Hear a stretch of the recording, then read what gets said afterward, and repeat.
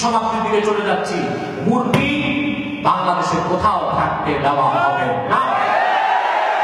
যে কুরআনটা মহিলা বলেছে মূর্তি না থাকলে মসজিদ থাকবে না, আমি বলে দিই মসজিদ না থাকলে তার আল্লাহ থাকবে না।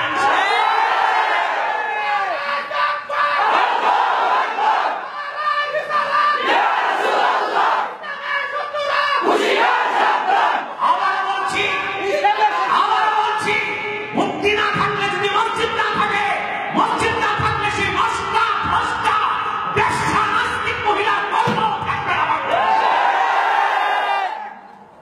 সালমান রুশদিকে তো রক্ষা করতে পারে না, তাসলিমাকে তো বাংলাদেশে রাখতে পারে না, মসজিদ পুড়িয়ে দেওয়ার হুমকি যে দিয়েছে সেও বাংলাদেশে থাকতে পারে না।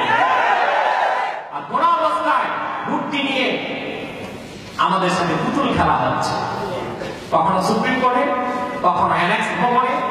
আমার ভয় হচ্ছে না যদি মূর্তি আবার বাইতুল মুকাররমের দক্ষিণ গেটে বসায় দেওয়া হয়।